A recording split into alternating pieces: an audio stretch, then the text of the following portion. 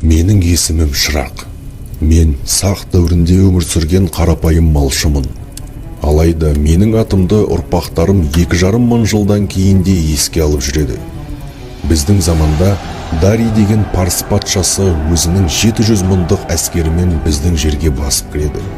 Менің ауылым олардың жолында бірінші болып тұрды. Парсы әскері адамдарды аямай қырып салды. Сол ұрыста менің сүйікті жұбайым да қаза тапты. Сол кезде мен жұбайым үшін кек қайтарамын деп ант бердім. Әскери кеңесте Дарийдің әскерін жалғыз өзім барып қайтарамын деп жоспарымды ұсындым. Тек мен қайтыс болғанда балаларыма қамқор болыңдар деп жолға шықтым. Құлағым мен мұрнымды кесіп тастап, Дарийдің әскерінің алдынан шықтым. Бұл сақтар мені қинап, осындай халге жеткізді. Енді олардан кек алу үшін сіздерді қысқа жолмен олардың отырған жеріне алып барамын